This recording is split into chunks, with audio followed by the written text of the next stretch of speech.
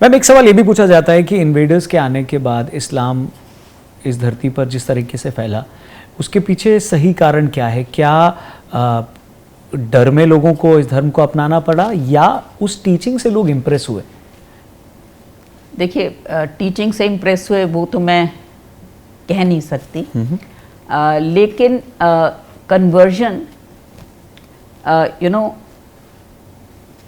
It was not sudden, क्योंकि जब पहले तुर्की आए तो उनको ये गर्व था कि भाई हम सुपीरियर हैं और यहाँ के जो लोग हैं वो हमारा मुकाबला नहीं कर सकते, यू नो। और उस शुरू में वो कन्वर्जन्स नहीं चाहते थे, क्योंकि इस्लाम ने कहा है once you become a Muslim you are brothers. तो वो जो बाहर से आए थे वो तो स्वीकार करने को तैयार नहीं थे कि जो कन्वर्ट हो जाएगा वो ब्रदर हो जाएगा। सो you no, but convergence happen. But I will give you one example. Delhi सल्तनत में जो पहला मुस्लिम शासन स्थापित हुआ दिल्ली में, तो पहले 90 साल एक भी इंडियन मुस्लिम को मंत्रिमंडल में नहीं शामिल किया। ओके। तो सो केवल एक ही व्यक्ति को शामिल किया, उसको 1 साल के अंदर उसका कत्ल किया गया। So it was a very very limited, जैसे हम बोलते हैं ना कि भाई we have to remember that it was not a joint rule. एक ऑलमोस्ट 2 जनरेशंस, मतलब उसके बाद भी कहानी सुनिए जी। सैयद एंड लोधीज के टाइम मेरे ख्याल से 25 परिवार थे जो मंत्रिमंडल उनके हाथ में होता था। और अकबर को हम मानते हैं कि भाई सबसे बिनाइन मुगल एम्परर थे, उसमें 2 राय नहीं है। बिकॉज अगर आप अकबर को औरंगजेब से कंपेयर करें तो देयर इज, यू नो, बिंदु Madhav temple and Kashi Vishwanath temple दोनों अकबर के काल में ही बने थे। लेकिन अकबर की मंत्रिमंडल में पहले तो सारे विदेशी थे। विदेशी मतलब कोई सेंट्रल एशिया से आया है या ईरान से आया है, तुरानी ईरानी, वो उनकी मंत्रिमंडल थी। अब अकबर तो 13 साल की उम्र में गद्दी पे बैठ गया था, तो जो इनके विदेशी मंत्रिमंडल के लोग थे वो सोचते थे कि भाई ये क्या बच्चा बैठा हुआ है गद्दी पे, हमारे परिवार इसके परिवार से बहुत ज़्यादा वरिष्ठ हैं, तो हम भी गद्दी पे बैठ सकते हैं, इसको हम क्यों बर्दाश्त करें जी। तो अकबर के खिलाफ बहुत सारे विद्रोह हुए। तब अकबर ने ये सोचा कि तराजू में सारा वेट तो एक ही तरफ है, ये विदेशी, तो मेरे को तराजू के दूसरी तरफ भी कुछ रखना चाहिए।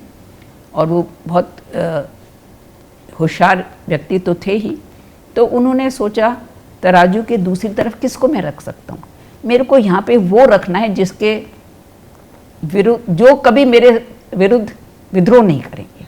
तो कौन हो सकता है?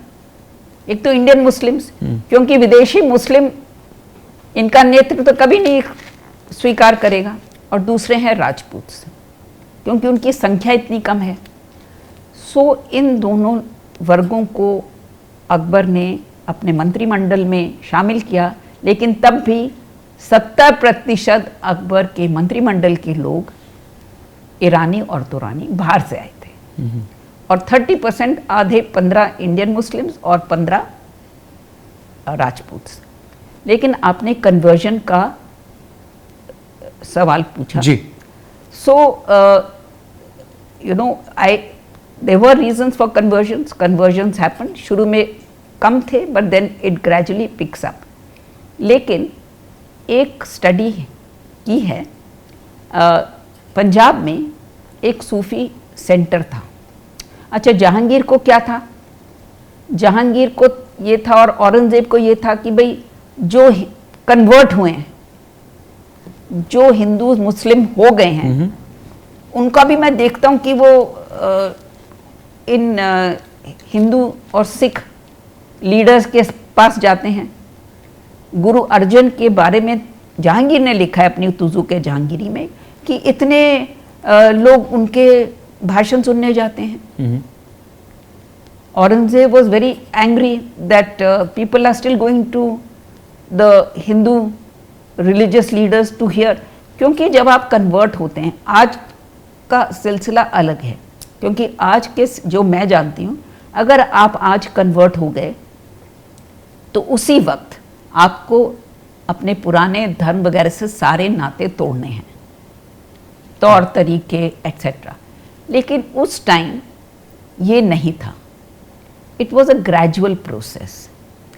तो एक सिख सूफी सेंटर है पंजाब में, तो उसके हमको रिकॉर्ड्स मिले कि कौन लोग आते थे वहाँ पे.